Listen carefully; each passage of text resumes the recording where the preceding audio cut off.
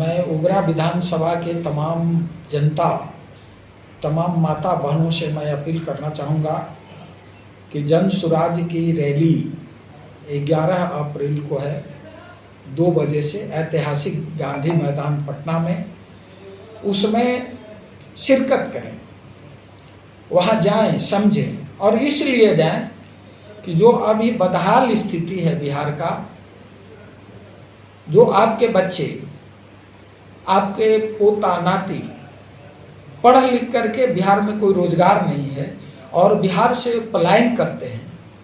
प्रशांत जी ने कहा है कि इसको सबसे पहले हम रोकेंगे। बिहार में शिक्षा की व्यवस्था सही नहीं है, इसके लिए आपको रैली में चलना चाहिए। बिहार में स्वास्थ्य सही नहीं है, स्वास्थ्य की व्यवस्था सही नहीं है, इसके लिए आपको रैली में चलना चाहिए। मैं आपको दिखाऊं प्रशांत किशोर जी का जन सुराज का ये 5 चीजें हैं जो आपको यह हर घर में रखना चाहिए, क्योंकि जब यह सरकार बनेगी जन सुराज की, आपके यादाश्त में, आपके घर में रहेगा। और प्रशांत जी को आप बांह पकड़ करके कह सकते हैं कि आपने 5 चीज को कहा था, आप इसको लागू किया नहीं। मैं ओबरा विधानसभा या पूरे जिले वासियों को मैं यह बताना चाहूँगा कि प्रशांत किशोर पर भरोसा करें। आज आज़ादी के बाद से आप विभिन्न दलों पर भरोसा किया है, उसी तरह से जन सुराज पर भी आप भरोसा करें और जो बिहार बदलाव की बात है इसमें आपकी भी शिरकत हो, आप भी शामिल हों।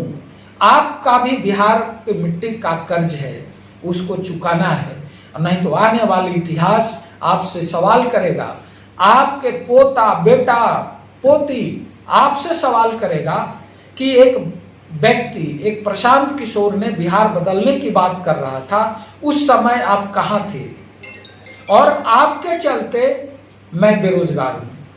इसलिए तमाम युवाओं से भी हम करना चाहेंगे, जो विद्यार्थी पढ़ रहे हैं उनसे भी आह्वान करेंगे, जो ग्रेजुएशन में हैं, इंटर में हैं, जो पटना में रहते हैं, उस सारे स्टूडेंट को उस दिन गांधी मैदान पहुंच करके प्रशांत किशोर जी का जो हाथ है उसको मजबूत करने और बिहार जो बदलाव चाहता है उसमें महत्वपूर्ण भागीदार बने।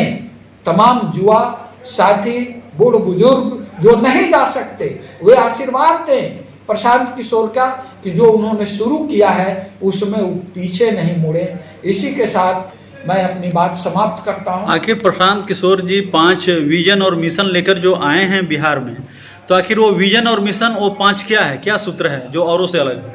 जैसे सबसे पहले है कि जो यहाँ से बच्चे पलायन कर रहे हैं, जो 10-15 हजार की मजदूरी करने के लिए बिहार उनको छोड़ना पड़ता है, बूढ़ी दादा बूढ़ी माँ को छोड़कर जाना पड़ता है, वो प्रशांत किशोर जी उसको पलायन को सबसे पहले रोकेंगे।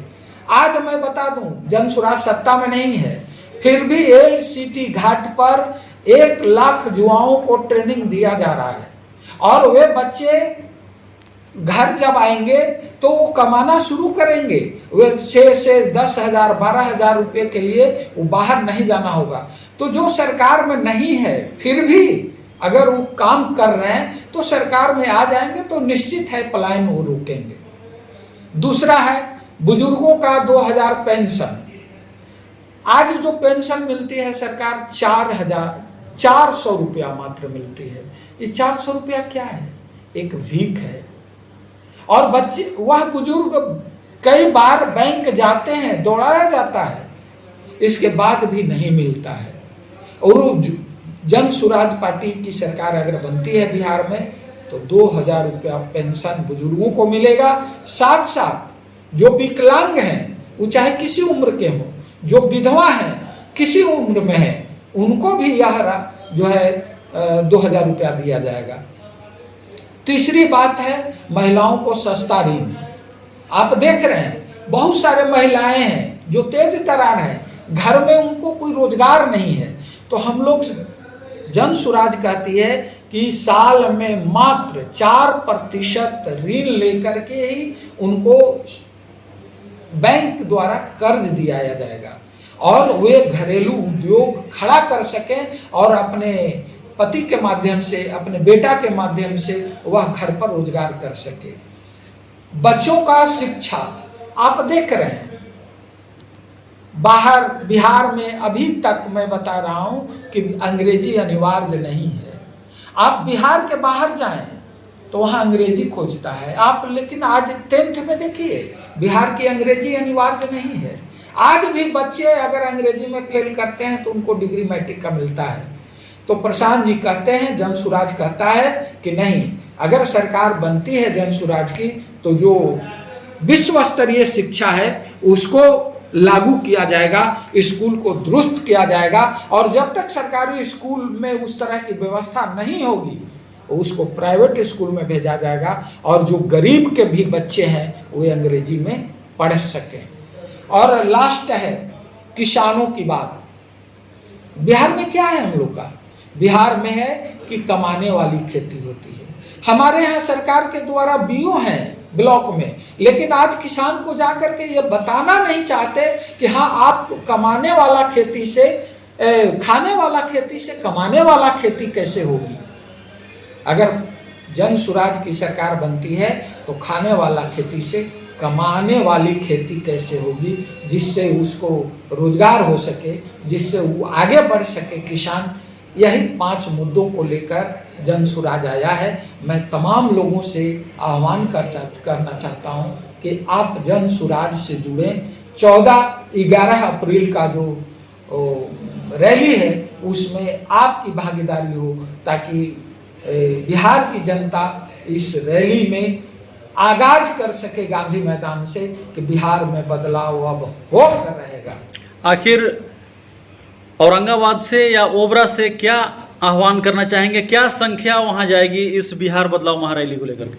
ओबरा से तो यह तय है कि ओबरा से 1000 से अधिक लोग जा रहे हैं।